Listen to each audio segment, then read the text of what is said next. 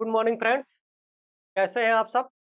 मैं धर्मेंद्र गुप्ता आप सभी लोगों का स्वागत करते हैं आपके अपने चैनल स्टडी विद लखनऊ में। जैसा कि आप सभी लोग जानते हैं, हम सामान्य हिंदी जो किस टॉपिक के लिए है, आरओ एग्जाम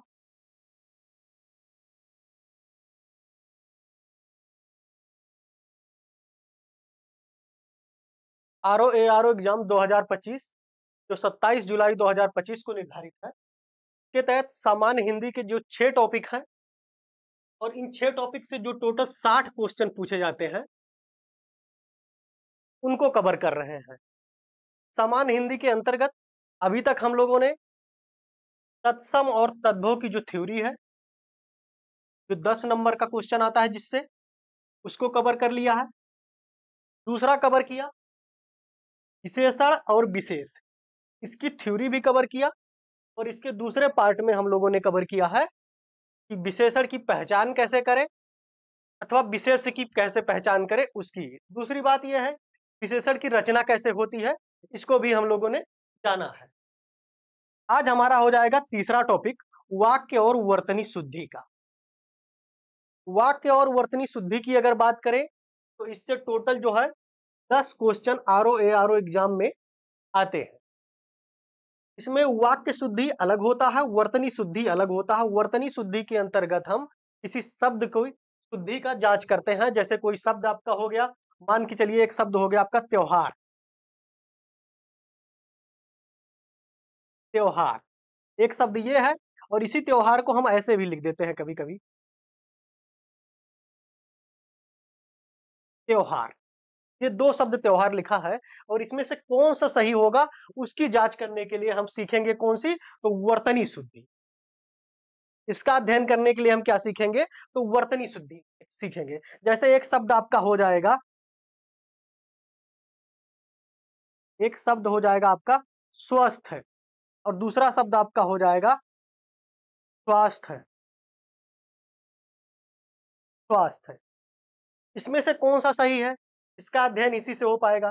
तो इसमें अगर देखेंगे तो आपका ये जो त्योहार है ये आपका सही होता है और ये त्योहार जो लिखा जाता है ये क्या होता है, तो ये गलत शब्द है। ठीक है। दूसरा आपका देखेंगे एक शब्द है स्वस्थ, ये स्वस्थ जो है वो सही लिखा गया और ये स्वास्थ्य जो शब्द होता है ये कोई शब्द ही नहीं होता है, ये हम लोगों ने गलत तरीके से लिखना सीख लिया। दूसरा इसी स्वास्थ्य का एक शब्द बन जाता है स्वास्थ्य। स्वास्थ्य, अगर हमें ये स्वास्थ्य लिखना है तो इस तरह ना लिख के इस तरह लिखेंगे तो ये आपका सही होगा। तो आज का हमारा टॉपिक क्या हो जाएगा, वाक्य एवं वर्तनी शुद्धि।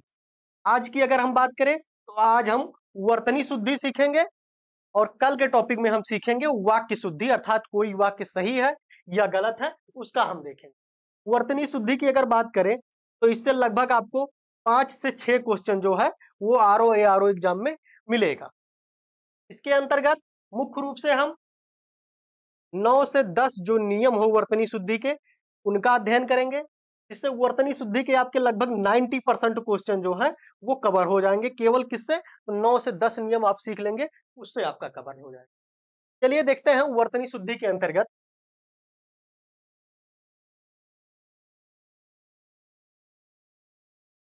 वर्तनी शुद्धि के अंतर्गत अगर हम पहले नियम की बात करें तो हमारा पहला नियम हो जाता है तालव्य सा, मूर्धन्य सा और छोटा सा जिसे हम दंत सा कहते हैं। ठीक है। पहला नियम क्या हो जाएगा, यदि किसी विसर्ग के पश्चात, विसर्ग क्या होता है उसको भी जान लेंगे।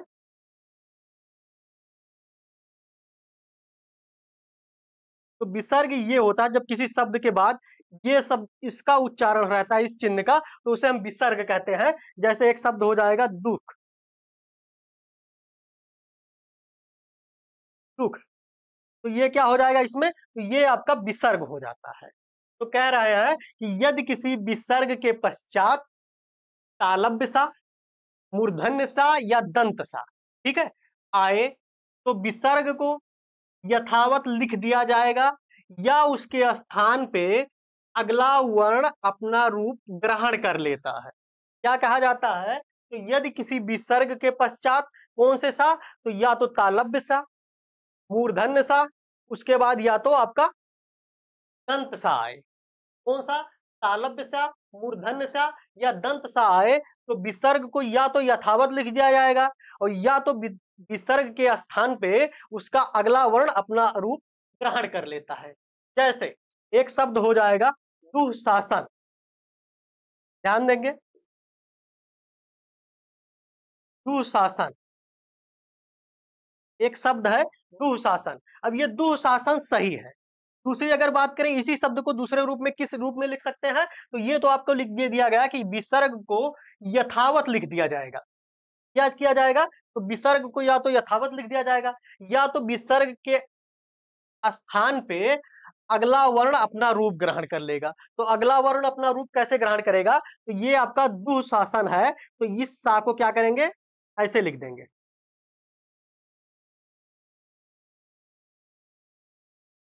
दुःशासन। तो ये भी आपका सही हो जाएगा। क्वेश्चन कैसे पूछता है? आपको 4 विकल्प दे देगा, उसमें से 2 ये शब्द दे देगा, दुशासन, दुशासन या दे देगा आपको दुशासन। ये दे देगा या दे देगा आपको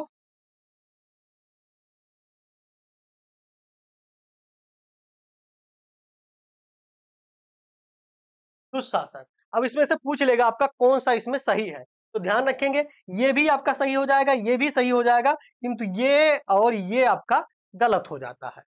विसर्ग के पश्चात अगर कोई कौन से किसके विसर्ग के पश्चात? विसर्ग के पश्चात या तो कोई तालव्य सा या दंत सा या तालव्य सा या मूर्धन्य सा या दंत सा आए तो क्या होगा? या तो विसर्ग को यथावत लिख देंगे या तो विसर्ग के बाद क्या करेंगे? अगला वर्ण जो है वो अपना रूप ग्रहण कर लेगा। तो ये आपका पहला नियम था। दूसरा इसके उदाहरण देख लेते हैं हम।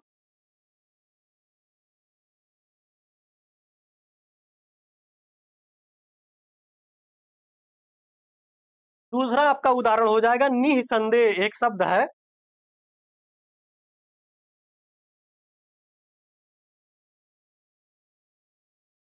एक शब्द है निःसंदेह। निःसंदेह की अगर बात करें तो इसमें भी विसर्ग का प्रयोग हुआ है और इसे हम दूसरे रूप में किस रूप में लिख सकते हैं? या तो विसर्ग को यथावत लिख देंगे नियम के अनुसार और या तो विसर्ग के स्थान पे अगला वर्ण अपना रूप ग्रहण करता है। तो अगला वर्ण कैसे ग्रहण करेगा? तो ये भी आपका हो जाएगा निस्संदेह।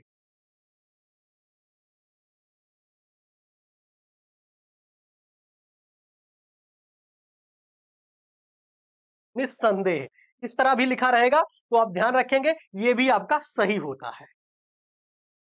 तो अभी तक आपने नियम नंबर 1 देखा, इसके अंतर्गत बात की गई सा का प्रयोग कैसे होता है। सा क्या होते हैं इसको भी थोड़ा सा आप देख लो। मैंने आपको बोला तालव्य सा, मूर्धन्य सा या दंत सा। एक होता है आपका तालव्य सा, एक आपका हो जाएगा मूर्धन्य सा और एक आपका हो जाएगा दंत सा। दंत सा ये क्या हो जाएगा? तालव्य सा। तालव्य ये आपका मूर्धन्य हो जाता है और ये आपका हो जाएगा दंत हो जाएगा। ये आपका दंत सा हो जाता है। तो ध्यान रखेंगे आपकी ये जीभ होती है, मान लीजिए, ठीक है, ये जीभ होती है और यहां से आपका मुख है, ये मुख की शुरुआत है। तो जब जीभ आपकी ऊपर जाती है, तालू पे लड़ती है, तो कौन से सा का निर्माण होता है? तो आपका ये तालव्य सा का निर्माण होता है। दूसरा, जब ये जीभ किस पे जाएगी? तालू पे जाएगी, यानी कि मूर्धन्य पे जाएगी, इस पे बीचों बीच में जाएगी, तो किस सा का निर्माण होगा? तो ये इस सा का निर्माण होगा जिसे मूर्धन्य सा कहते हैं। और जब आपकी जीभ आपके दांतों पे लड़ेगी, ठीक है, जिस सा को बोलते समय आपके दांतों पे जीभ आपकी टच होगी, उसे हम क्या कहते हैं? तो उसे हम दंत सा कहते हैं, अर्थात छोटा सा कहते हैं। ये तीनों सा में क्या होती है? डिफरेंस होती है। तीनों सा में कौन सा फर्क है? तो सिर्फ बोलने का होता है। जब आवाज जैसे अंदर से आती है तो सबसे पहले कौन से? तो ये आपका इस सा का प्रयोग होगा। इस सा यानी कि सबसे पहले यहां। अगर दूसरा सा बोलना हो तो जीभ आपका यहां मध्य में लड़ेगी और तीसरा आपका जब दांत से टच होगी जीभ तो उसपे क्या हो जाएगा? तो छोटा सा यानी कि उसे दंत सा बोलेंगे। चलिए देखते हैं नियम नंबर 2।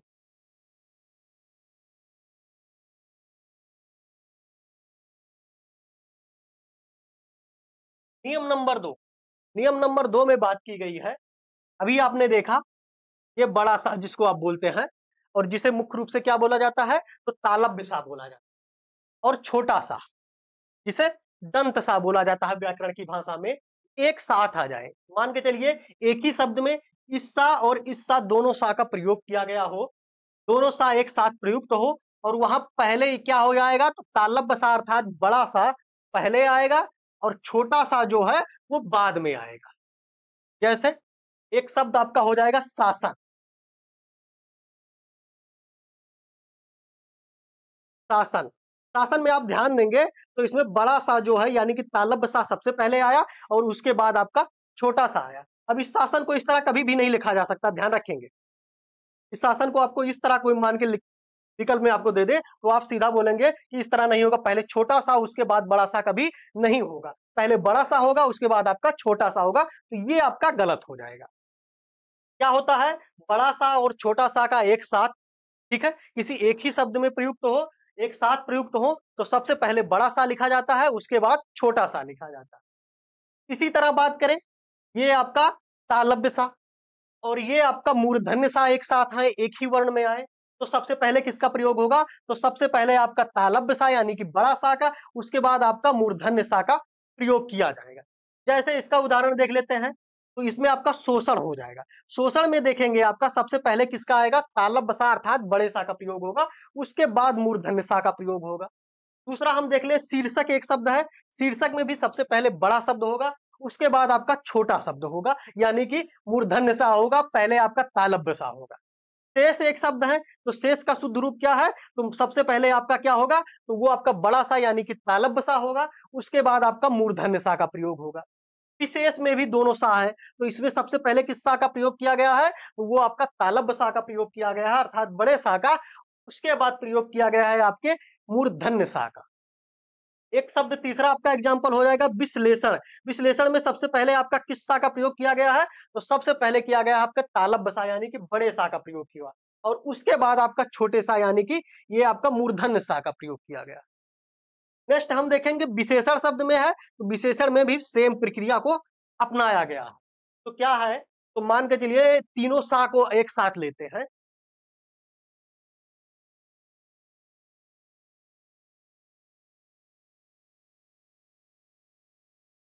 तीनों सा को एक साथ लेते हैं। जैसे ये सा यानी कि तालव्य सा, दूसरा आपका ये सा हो जाएगा यानी कि मूर्धन्य सा हो जाएगा, और तीसरा ये सा यानी कि जिसे छोटा सा या दंत सा कहते हैं, तो उसे तीसरा सा यानी कि दंत सा हो जाएगा। ठीक है, अब मान के चलिए कोई शब्द है और इन तीनों का प्रयोग उसमें हुआ है, या इसमें में से तीन में से दो का, किसी भी दो का प्रयोग हुआ है, तो सबसे पहले कौन सा सा आएगा, तो सबसे पहले आपका आ जाएगा तालव्य सा, उसके बाद आपका आ जाएगा मूर्धन्य सा, और उसके बाद आपका हो जाएगा छोटा सा जिसे दंत सा कहते हैं। इन तीनों का प्रयोग होने का जो क्रम है वो ये है, आप ध्यान रखेंगे। एग्जाम्पल के रूप में आपने देखा शोषण, शोषण, शोषण में सबसे पहले बड़ा सा यानी कि तालव्य सा, उसके बाद मूर्धन्य सा का प्रयोग हुआ है। ऐसे ही ये क्या होता है, वर्तनी के नियम होते हैं, और अगर इस शब्द का प्रयोग नहीं हुआ, क्रम का प्रयोग सही रूप से नहीं हुआ है, तो ऐसी वर्तनियां क्या होती हैं, तो वो आपका गलत हो जाती हैं। नेक्स्ट हम देखेंगे इसके अंतर्गत, इसके अंतर्गत एक नियम है, नियम का अपवाद क्या है, कहा जा रहा है कि ये जो नियम है, इस नियम का पालन कहाँ होता है, केवल मूल शब्दों में होता है। मूल शब्द का आशय क्या है, कि जैसे आपका एक विशेषण एक मूल शब्द है,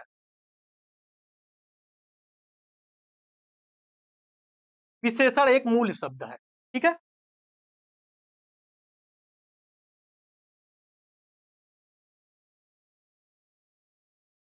विशेषण एक मूल शब्द है, तो विशेषण में पालन तो हुआ, किंतु कहा जा रहा है कि अगर मूल शब्दों के अलावा कुछ और है, मान के चलिए एक शब्द है सुशासन,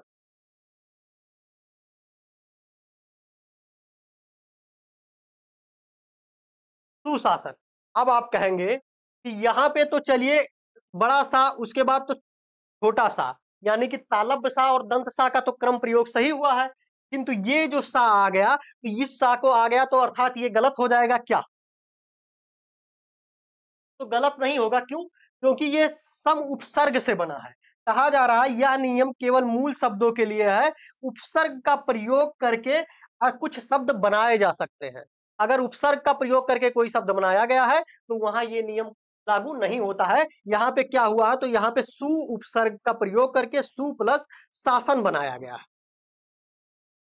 कौन से उपसर्ग का, तो सु उपसर्ग का प्रयोग करके बनाया गया है। तो ऐसा शब्द जिसपे उपसर्ग का प्रयोग करके बनाया गया हो वो सही हो जाएगा। बाकी जो शब्दों का क्रम होगा यानी कि वर्णों का क्रम होगा वो यही होगा। ठीक है। अब सु उपसर्ग है। उपसर्ग क्या होता है, जब किसी शब्द के, ध्यान रखेंगे, उपसर्ग और प्रत्यय दो शब्द होते हैं। उपसर्ग क्या होगा, जब किसी शब्द के आगे,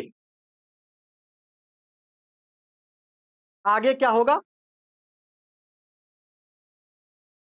जब किसी मूल शब्द के आगे कोई शब्द जोड़ा जाए तो उसे क्या कहते हैं, तो उसे उपसर्ग कहते हैं। जब किसी मूल शब्द के आगे कोई शब्द जोड़ा जाए और नया शब्द बनाया जाए तो उसे उपसर्ग कहते हैं। दूसरा क्या हो जाएगा, प्रत्यय एक हो जाएगा। और जब किसी शब्द के पीछे पीछे कोई शब्द जोड़ा जाए तो इसे क्या कहते हैं, प्रत्यय कहते हैं। ध्यान रखेंगे, पा से पीछे हो जाएगा और पा से प्रत्यय हो जाएगा। तो पीछे जब कोई शब्द जुड़ेगा और नया शब्द बनेगा तो वहां क्या हो जाएगा, तो वहां पे प्रत्यय हो जाएगा। और आगे जुड़ेगा तो वहां पे उपसर्ग हो जाएगा।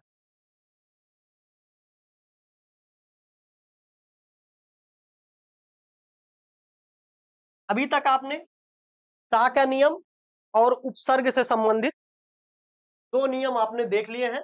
अब हम अध्ययन करेंगे तीसरे नियम का।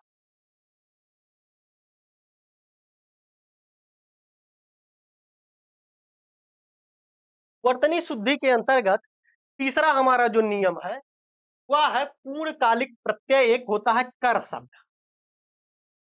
ठीक है। पूर्णकालिक प्रत्यय, प्रत्यय कहां जुड़ेगा, तो बाद में जुड़ेगा। ठीक है। पूर्णकालिक प्रत्यय, अभी आपको मैंने बताया प्रत्यय क्या होता है, तो प्रत्यय बाद में जुड़ता है। तो आपका हो जाएगा प्रत्यय कर। पूर्णकालिक प्रत्यय कर शब्द जो है वो क्रिया से मिला के लिखा जाता है हमेशा। जैसे हम लिख देते हैं कभी कभी सोकर, वह सोकर उठ गया, वह सोकर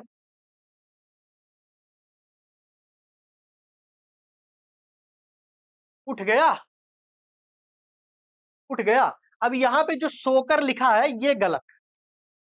क्यों, क्योंकि जो कर प्रत्यय है आपने देखा, पूर्णकालिक जो कर प्रत्यय है उसे क्या कहते हैं, तो उसे हमेशा क्रिया से मिलाकर लिखा जाता है। तो ये सोकर यहां पे ना हो जाएगा, क्या हो जाएगा, तो वह सोकर उठ गया, ऐसे होगा। वह सोकर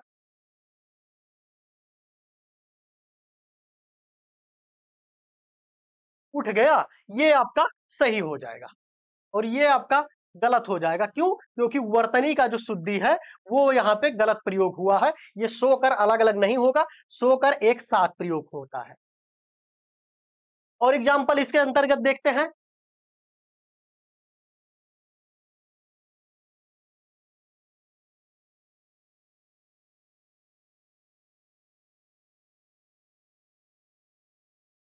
जैसे हो गया सोकर शब्द प्रयोग हो गया। दूसरा हम देखेंगे गाकर, एक शब्द है गाकर, मिलाकर, कर प्रत्यय लगा है सब में, खाकर और पीकर, धोकर, ये सारे एग्जाम्पल हो गए किसमें, ऐसे शब्द जिसमें प्रत्यय के रूप में कर का प्रयोग हो। तो उस कर को क्या कहा जाता, क्या किया जाता है, तो उस शब्द के साथ मिला के लिखा जाता है, अलग से नहीं लिखा जाता। अलग से अगर लिखा जाता है तो क्या होती है, तो वर्तनी में अशुद्धि हो जाती है। नियम नंबर 4 हम देखेंगे। नियम नंबर 4 के अंतर्गत बात करें तो कहा जा रहा है कि द्वंद्व समास के शब्दों में पदों के बीच हमेशा योजक चिन्ह का प्रयोग होता है। किस चिन्ह का, तो योजक चिन्ह का प्रयोग होता है। योजक चिन्ह क्या होते हैं, दो शब्दों के मध्य ऐसे हाइफन जो होते हैं उसे योजक चिन्ह कहते हैं। जैसे माता पिता एक शब्द है और माता पिता के बीच योजक चिन्ह होना जरूरी है, वरना ये वर्तनी के रूप में गलत हो जाएगा। जैसे एक शब्द है माता पिता, माता पिता की सेवा करनी चाहिए, सेवा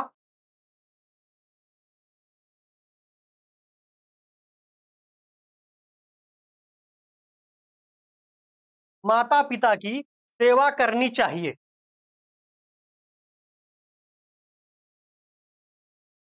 सेवा करनी चाहिए। अब इसमें अगर ये हाइफन ना लगा हो तो ये वर्तनी क्या हो जाएगा, तो ये आपका गलत हो जाएगा। किंतु अगर ये हाइफन यहाँ पे लग गया हो तो यही आपका सही हो जाएगा। ध्यान रखेंगे इस चीज, तो इस चीज को भी आपको ध्यान रखना है। माता पिता हो गया, जैसे शिव पार्वती क्या हो जाएगा, ये सारे शब्द क्या होते हैं, ये आपके होते हैं द्वंद्व समास के शब्द, एक दूसरे के विरुद्ध यानी कि द्वंद्व समास के होते हैं। जैसे एक दूसरे से बाप बेटा, दिन रात, दिन रात, ये सारे शब्दों के मध्य क्या होना चाहिए, तो योजक चिन्ह का प्रयोग निश्चित रूप से किया जाना चाहिए, वरना ये वर्तनी के रूप में अशुद्धि माने जाते हैं, यानी कि अशुद्ध माने जाएंगे। नेक्स्ट हम देखेंगे नियम नंबर 5।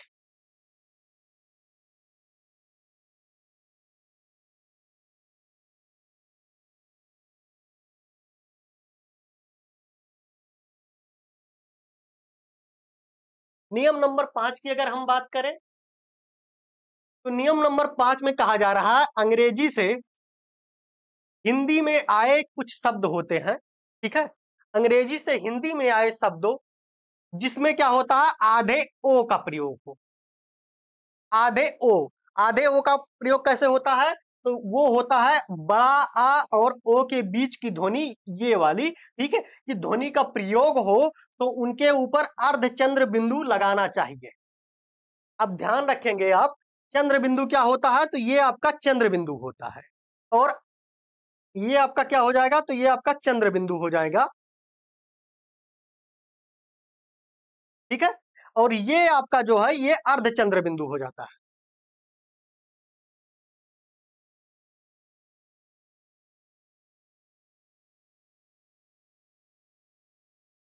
ये आपका क्या हो जाएगा, अर्धचंद्र बिंदु हो जाएगा, अर्थात ये बिंदी जो ऊपर लगा है वो यहाँ पे नहीं लगा है, तो ये आपका अर्धचंद्र बिंदु हो जाता है, और चंद्र बिंदु में क्या होता है, ये बिंदी भी लगा जाता है। तो कहा जा रहा है कि अगर अंग्रेजी के कुछ शब्द जिसे सीधे सीधे हम हिंदी में भी प्रयुक्त करते हैं, जैसे आपका हो जाएगा, एक शब्द हो जाएगा कॉलेज, कॉलेज ये अंग्रेजी के शब्द हैं, किंतु इसे हिंदी में भी हम इसी रूप में लिखते हैं, तो इस कॉलेज में क्या होगा, तो ये वाला कॉलेज आपका सही होगा, ठीक है। एक दूसरा कॉलेज ये हो जाएगा, ये भी हो गया, तीसरा कॉलेज आपका ये हो जाएगा, ये हो जाएगा। अब यहाँ पे 3 कॉलेज लिखे हैं, किंतु ये अर्धचंद्र बिंदु वाला कॉलेज जो है वो सही होगा, बाकी दोनों कॉलेज की वर्तनी जो है क्या है, ये आपका अशुद्ध है।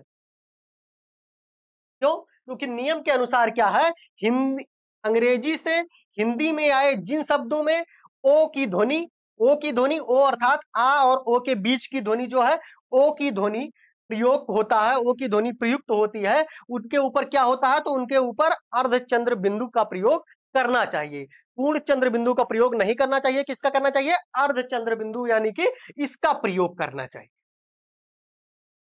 और कुछ विकल्प देखते हैं, उदाहरण।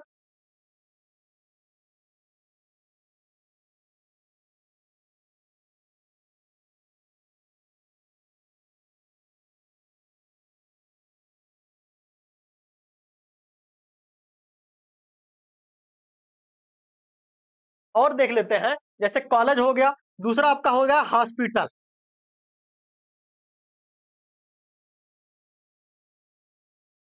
कॉलेज हो गया, हॉस्पिटल हो गया। हॉस्पिटल की देखिए वर्तनी देखेंगे आप, वर्तनी पे आप ध्यान रखिएगा।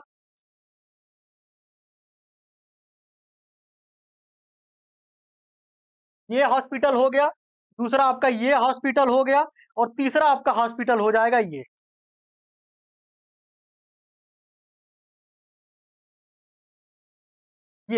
अब इसमें से कौन सा सही हो जाएगा, तो नियम के अनुसार आप बताइए कौन सा सही हो जाएगा, तो किसका प्रयोग करना है, अंग्रेजी से हिंदी में आए हुए शब्दों में, तो वहां पे प्रयोग करना है अर्धचंद्र बिंदु का।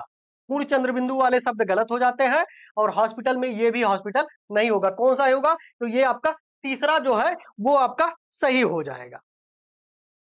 नोट कर लीजिएगा इसको आप।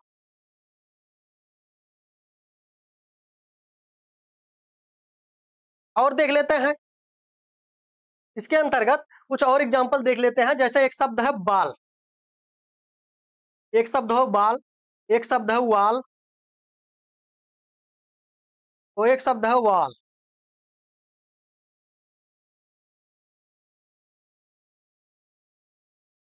वाल। अब इसमें से कौन सा सही है? तो ये जो समझ लीजिए अंग्रेजी से आए हुए शब्द हैं, तो ये आपका सही है, ये गलत हो जाएगा और ये आपका गलत हो जाएगा। इसकी वर्तनी किसकी है? तो इसकी वर्तनी आपकी सही हो जाएगी। तीसरा हम डॉक्टर प्रयोग करते हैं, अंग्रेजी के शब्द हैं, अंग्रेजी के शब्द है डॉक्टर।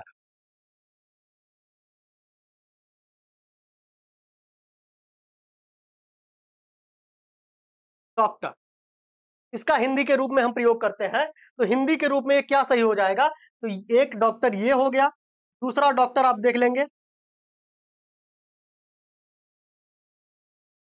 दूसरे डॉक्टर की वर्तनी ये हो जाएगी, और तीसरा जो डॉक्टर है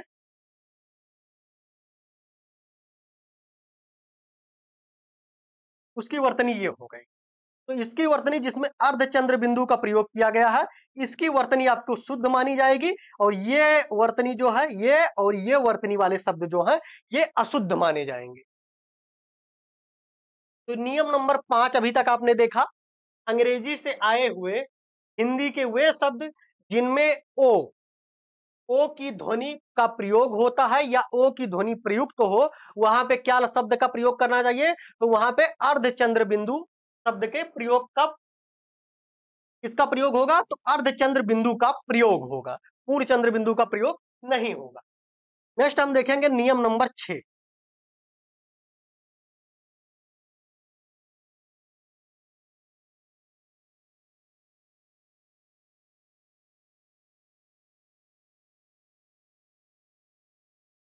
नियम नंबर 6 के अंतर्गत हम देखेंगे, जैसे कोई शब्द होता है जैसा और सा, क्या होते हैं? प्रत्यय के रूप में जुड़ता है। प्रत्यय अर्थात किसी शब्द के पीछे जुड़ता है, तो प्रत्यय के रूप में यदि कोई शब्द जुड़ा, ठीक है, जैसा और सा, तो वहां पे किसका प्रयोग करना चाहिए? तो इनके आगे योजक चिन्ह, किसका? योजक चिन्ह का प्रयोग करना चाहिए। योजक चिन्ह क्या होता है? तो ये जैसे माता पिता के बीच में आपने द्वंद्व समास के शब्दों में देखा था योजक चिन्ह,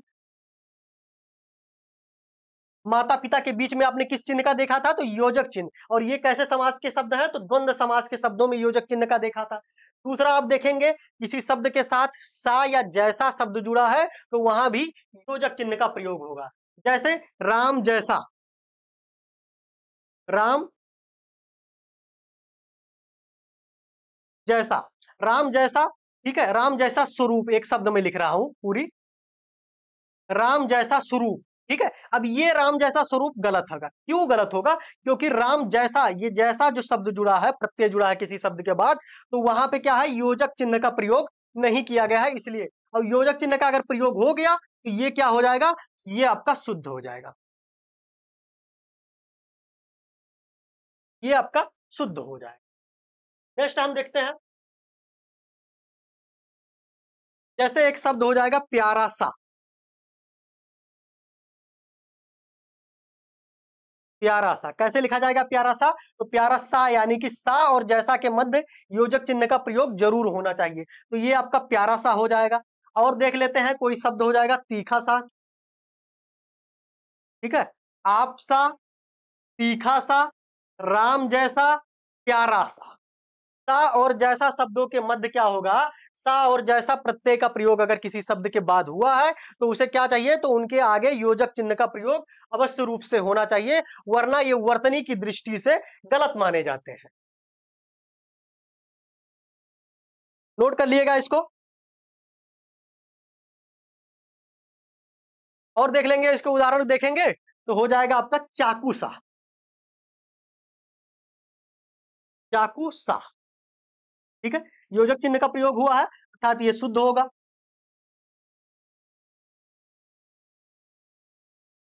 नेक्स्ट हम देखेंगे नियम नंबर 7। अभी तक आपने नियम नंबर 6 देखा, अब हम देखेंगे नियम नंबर 7वां क्या है। नियम नंबर 7 में बात की गई है, तक साथ आदि अव्यय का प्रयोग जो होता है वह पृथक रूप से लिखना चाहिए। जैसे एक शब्द हो जाएगा आज तक, आज तक, ये जो तक हो जाएगा या साथ हो जाएगा, इनको क्या लिखना चाहिए? तो पृथक यानी कि अलग लिखना चाहिए। ये आज तक सही है, दूसरा हम आज तक लिख रहे हैं एक आज तक, ये भी आपका आज तक है, तो ये आज तक क्या हो जाएगा, तो ये गलत हो जाएगा। और देखते हैं इसके उदाहरण, जैसे हो जाएगा मेरे साथ, क्या हो जाएगा, तो साथ शब्द का प्रयुक्त हुआ है तो मेरे से पृथक यानी कि अलग लिखा जाएगा। अब तक, अब के बाद तक क्या जुड़ा है, तक अव्यय का प्रयोग किया गया है और तक के क्या लिखा जाएगा, अब से पृथक लिखा जाएगा यानी कि अलग लिखा जाएगा। हमारे के बाद साथ आएगा तो साथ को अलग लिखा जाएगा। यहाँ के बाद तक आएगा अर्थात तक साथ, इनके बाद बीच क्या होगा, तो इनको अलग लिखा जाएगा। जैसे जैसा, ठीक है, जैसा और सा के मध्य क्या हुआ, तो योजक चिन्ह का प्रयोग किया गया था। इसके पूर्व आपने देखा था द्वंद्व समास के शब्दों में भी योजक चिन्ह का प्रयोग किया गया था। द्वंद्व समास जैसे माता पिता, दिन रात, बाप बेटा, इनके मध्य किसका प्रयोग होगा, तो योजक चिन्ह का प्रयोग होगा। जैसा और सा जैसे शब्द अगर किसी क्रिया के रूप में जुड़े हैं तो वहां भी योजक चिन्ह का प्रयोग होगा। और आपने नेक्स्ट देखा साथ और जैसे कर है, तो कर को देखेंगे किसी ही शब्द से मिला के लिखा जाता है, पृथक नहीं लिखा जाता। और लेकिन तक और साथ का प्रयोग क्या होता है, तो इसे पृथक लिखा जाता है यानी कि एक साथ नहीं लिखा जाता। कर को एक साथ मिला के लिखा जाएगा, तक और साथ को अलग लिखा जाएगा। जैसा, सा और द्वंद्व समास जैसे माता पिता शब्दों के बीच में योजक चिन्ह का प्रयोग निश्चित रूप से करना चाहिए, वरना वो वर्तनी की दृष्टि से क्या होंगे, तो वर्तनी की दृष्टि से वो गलत हो जाए। तो नियम नंबर 7 भी आप लोगों ने देखा। नेक्स्ट हमारा हो जाएगा नियम नंबर 8। नियम नंबर 8 के अंतर्गत हम देखेंगे सम उपसर्ग के बाद यदि कौन कौन से शब्द या, रा, ला, वा, तालव्य सा या दंत सा या हा आदि वर्ण का अगर आए या आदि वर्ण का प्रयोग हो तो क्या होगा, तो ये जो आधा माह है ये कैसे लिखा जाएगा, तो ये अनुस्वार के रूप में लिखा जाएगा। कैसे, तो अनुस्वार के रूप में लिखा जाएगा। जैसे सम उपसर्ग से बना एक, सम उपसर्ग से बना सम प्लस यम करके बना, तो सम उपसर्ग से बना एक यम और सम के बाद क्या आया, तो या आया और या आएगा तो क्या होगा, तो या आएगा तो ये कैसे अनुस्वार के रूप में प्रयुक्त होगा। तो ये प्रयुक्त हुआ क्या, संयम। ये क्या बना, तो ये आपका संयम हो गया।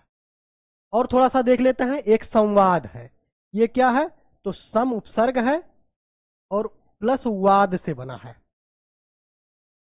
वाद से बना है। और सम उपसर्ग के बाद क्या आया, वा आया, आपने देखा या आया यहाँ पे वा आया, तो ये आपका संवाद हो गया, संवाद हो गया। ऐसे ही आपका होगा संलग्न, संहार और संरचना तथा संरक्षक, ये सारे क्या होगा, अर्थात सम उपसर्ग के बाद ये कौन कौन से वर्ण, या वर्ण, रा वर्ण, ला वर्ण, वा वर्ण, सा वर्ण, छोटा सा यानी कि दंत सा और हा, इसमें से कोई भी वर्ण आए तो क्या होगा, तो ये आपका सम उपसर्ग जो है ये अनुस्वार के रूप में प्रयुक्त होगा। इसका थोड़ा सा एक वो देख लेते हैं, आपका एक शब्द है संबंध।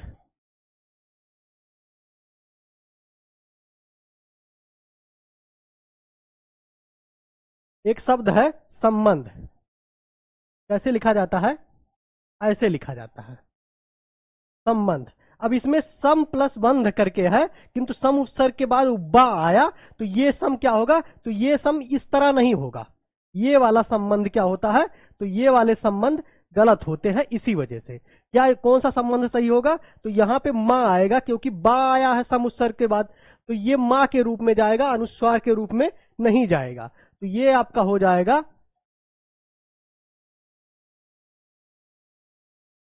संबंध। ठीक है, तो अभी तक आपने समझा नियम नंबर 8। नेक्स्ट हमारा हो जाएगा नियम नंबर 9।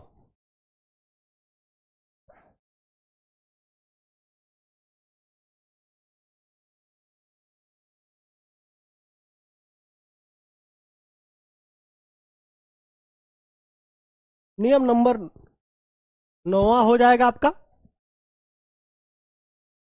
9वें नियम के अंतर्गत हम देखेंगे यदि आ, बड़ा आ और बड़ा ऊ वाले वर्ण के साथ अनुनासिक चिन्ह को चंद्र बिंदु के रूप में लिखा जाएगा। किसके किसके साथ? जैसे बड़ा आ का प्रयोग जब होगा तो अनुनासिक चिन्ह कौन सा होगा? तो पूर्ण चंद्र बिंदु होगा। बड़ा आ यहां भी हो जाएगा जा पे, का पर बड़ा आ हो जाएगा, अर्थात जहां जहां बड़ा आ होगा या छोटा आ होगा या बड़ा ऊ का प्रयोग होगा तो वहां अनुनासिक चिन्ह कैसे लिखा जाएगा? तो चंद्र बिंदु के रूप में लिखा जाएगा। चंद्र बिंदु के रूप में लिखा जाएगा। कैसे? तो जैसे देखते हैं, एक शब्द हो जाएगा आंख, बड़ा आया, जांच में बड़ा आया, कांच में बड़ा आया। एक शब्द हो जाएगा आपका अगना।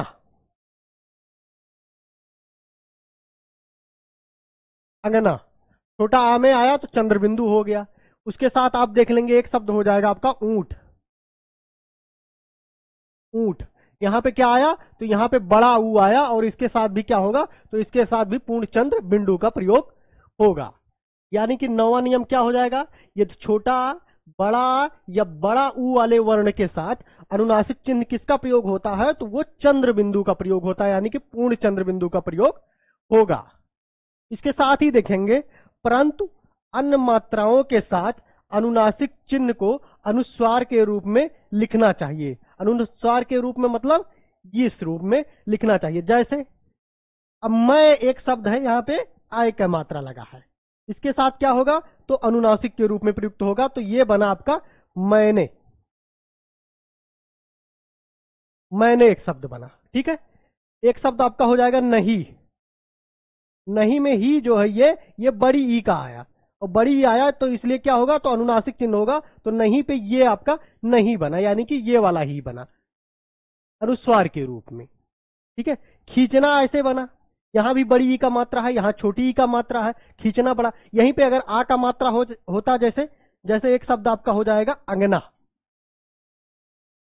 अगना, अब ये अगना आपका सही है कि गलत है? तो ये आपका गलत हो जाएगा। और कौन सा अंगना आपका सही हो जाएगा? तो ये अंगना आपका सही हो जाएगा, क्योंकि छोटा आ के बाद जो आपका क्या होगा? छोटा आ के बाद जो अनुनासिक का प्रयोग होगा वो पूर्ण चंद्र बिंदु के रूप में प्रयोग होगा। लिखा गया है छोटा ऊ पर कभी भी चंद्र बिंदु का प्रयोग नहीं होता है, तो इस चीज को आप ध्यान रखेंगे। छोटा ऊ पर कभी भी चंद्र बिंदु का प्रयोग नहीं होता है।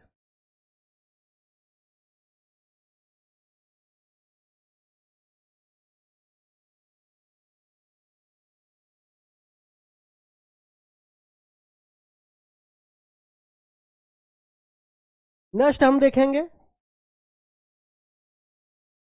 अगला नियम हमारा हो जाएगा नियम नंबर 10। नियम नंबर 10 की अगर बात करें तो नियम नंबर 10 क्या कहता है? तो इसका इक प्रत्यय का नियम है, अर्थात किसी वर्ण या किसी शब्द में इक प्रत्यय जब जुड़ता है तो उस पर क्या प्रभाव पड़ता है, उसका नियम है। जैसे यदि मान के चलिए छोटा आ है तो वह बड़ा आ में बदल जाएगा, ठीक है। छोटा आ है तो वह बड़ा आ में बदल जाएगा। थोड़ा सा इसका एग्जाम्पल देख लेते हैं। जैसे एक शब्द हो जाएगा समाज। समाज, और इसमें इक प्रत्यय जुड़ा। प्रत्यय कहां जुड़ता है? तो प्रत्यय आपने देखा पीछे जुड़ता है, और उपसर्ग कहां जुड़ता है? तो उपसर्ग किसी शब्द के आगे जुड़ता है। तो प्रत्यय में समाज में इक जुड़ेगा अगर, तो समाज प्लस इक, इक प्रत्यय मान के चलिए इसमें जुड़ा, इक प्रत्यय जुड़ा। तो इससे क्या बनेगा? तो ये बन जाएगा आपका, ये जो छोटा आ है ये किस में बदलेगा? बड़ा आ में। तो हो जाएगा क्या आपका? देखिए सामाजिक, क्या हो जाएगा? तो ये आपका समाज में एक प्रत्यय जुड़ा, तो इस छोटे आ का परिवर्तन किस में हुआ? तो यानी कि बड़े आ में हो गया। छोटा आ किस में परिवर्तित होगा? बड़ा आ में होगा। अगला हम देखेंगे छोटी ई या बड़ी ई किस में परिवर्तित होती है? तो ये आपका ए में बदलता है। इसका भी एग्जाम्पल देखते हैं हम।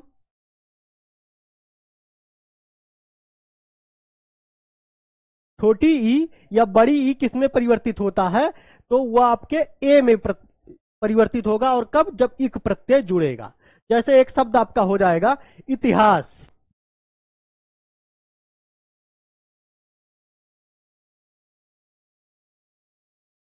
शब्द आपका हो गया इतिहास। अब इतिहास में इक प्रत्यय जोड़ेंगे, तो इतिहास में अगर इक प्रत्यय जोड़े तो क्या हो जाएगा आपका?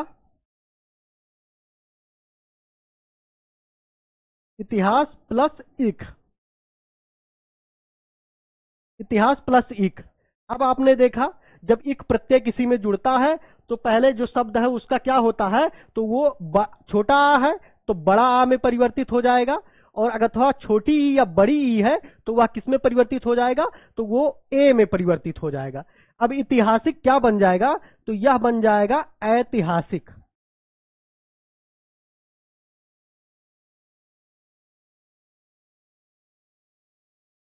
ऐतिहासिक किस में परिवर्तित हो गया, तो ऐतिहासिक ऐतिहासिक में परिवर्तित हो गया है। नेक्स्ट हम एग्जाम्पल देखेंगे, नोट कर लीजिएगा इसको। अगला एग्जाम्पल हम देखेंगे, अगला एग्जाम्पल हो जाएगा ओ, छोटा ऊ या बड़ा ऊ किस में परिवर्तित होता है, तो वो औ में परिवर्तित हो जाता है। किसमें परिवर्तित हो जाता है, तो वो आपका औ में परिवर्तित हो जाता है। जैसे एक शब्द है लोक, एक शब्द है लोक,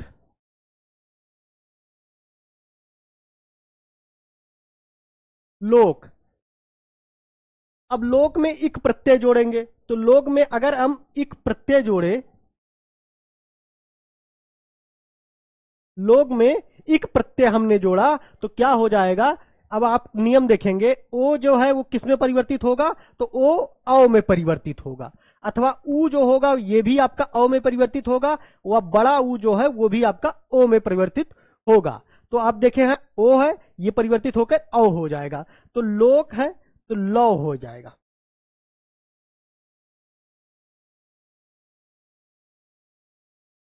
लोक है तो ये कैसे हो जाएगा, तो ये आपका लौकिक हो जाएगा, यानी कि औ में परिवर्तित हो गया, तो ये क्या हो जाएगा, तो लौकिक हो जाएगा इससे।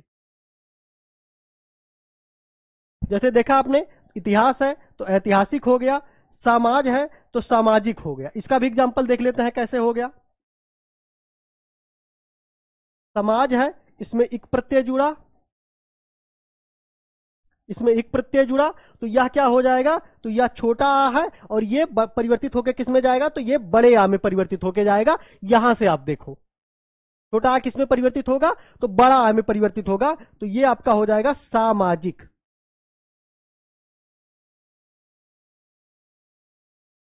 सामाजिक।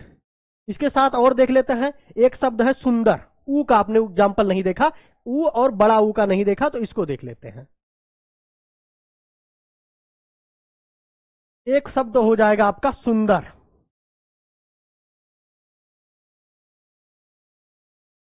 सुंदर।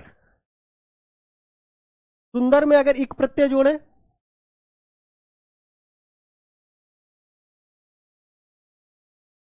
एक शब्द आपका हो जाएगा सुंदर।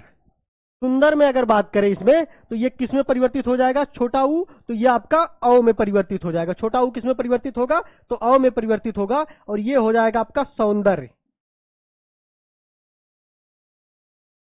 सौंदर्य हो जाता है।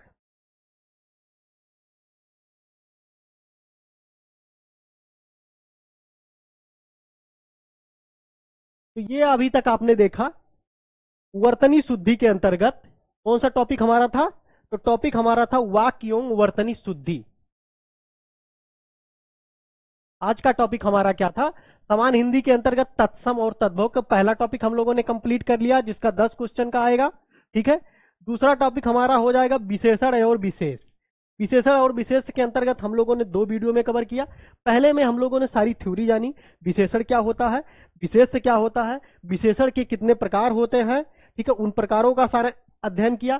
सेकंड वीडियो में इसके अंतर्गत हमने क्या जाना, तो इसमें हम लोगों ने सेकंड क्लास के अंतर्गत हम लोगों ने जाना कि जैसे कोई विशेष शब्द है तो उसकी रचना विशेष के रूप में कैसे बना, और विशेष होता क्या है या विशेष की पहचान करें कैसे किया जाए, तो उसको कहते हैं। इसके अंतर्गत बहुत सारे ट्रिक मैंने आपको बताया है कि विशेष की रचना कैसे करें या विशेष की पहचान कैसे करें। तीसरा हमारा टॉपिक था आज, तीसरा टॉपिक आज का हमारा था वाक्य और वर्तनी शुद्धि। वाक्य और वर्तनी शुद्धि के अंतर्गत अभी तक हमने वर्तनी शुद्धि को कवर किया। वर्तनी शुद्धि के अंतर्गत हम लोगों ने लगभग 10 जो नियम थे, इसके 10 जो नियम थे, मैंने उन सारे नियमों को आपको बताया, उसका एग्जाम्पल भी दिया। अब आप इसका क्या करेंगे, वर्तनी शुद्धि का अच्छा खासा प्रैक्टिस करेंगे। इसके साथ साथ मैं इसके लिए 500 क्वेश्चन का प्रैक्टिस सेट भी लेके आऊंगा, सारे टॉपिक का 500 क्वेश्चन का प्रैक्टिस सेट लेके आऊंगा। ये जब सारी थ्योरियां खत्म हो जाएंगी तब। अनेक शब्दों के लिए एक शब्द का अभी एक हो जाएगा, पर्यायवाची का थोड़ा सा मैं बताऊंगा, उसके बाद विलोम का बताएंगे। ये सारे जब खत्म हो जाएंगे तो सारे टॉपिक का 500 क्वेश्चन का प्रैक्टिस सेट लेके आएंगे, जो सारे के सारे क्या होंगे, तो प्रीवियस ईयर क्वेश्चन होंगे, पूर्वावलोकन से होगा, प्रीवियस ईयर क्वेश्चन होगा, तो सारे के सारे। नेक्स्ट हमारा टॉपिक हो जाएगा वाक्य शुद्धि। वाक्य शुद्धि के अंतर्गत हम लोग कोशिश करेंगे कि इसके कम से कम आपको 15 नियम मैं आपको बताऊं, 10 से 15 नियम बताऊं। वाक्य शुद्धि के अंतर्गत आपको बहुत सारे नियम आपको जल्दी इकट्ठा कहीं नहीं मिलने वाला है। और सबसे ज्यादा जो क्वेश्चन आपका गलत होगा तो वो आपका वाक्य शुद्धि का होगा। आप प्रैक्टिस सेट लगाते होंगे तो आपको पता चलता होगा वाक्य शुद्धि का क्वेश्चन आपको गलत हो जाता होगा, और आपको पता भी नहीं चलता कि ये कहां पे मुझसे गलती हुई है। यानी कि कोई आपका शब्द दे दिया है, कोई कथन दे दिया है और पूछेगा इस कथन में कहां पे कमी है, तो वो आप नहीं ढूंढ पाते हैं। इसके अंतर्गत उन चीजों को कैसे पता करेंगे हम, तो उसके अंतर्गत मैं आपको लगभग 15 नियम बताएंगे। उससे आपको ये पता चल जाएगा कि कौन सा वाक्य शुद्ध है, कौन सा वाक्य अशुद्ध है। तो आपको क्लास कैसी लगी जरूर बताइएगा। बाकी क्लास को आप लाइक कीजिएगा, वीडियो को, चैनल को सब्सक्राइब कीजिएगा। चलते हैं, धन्यवाद।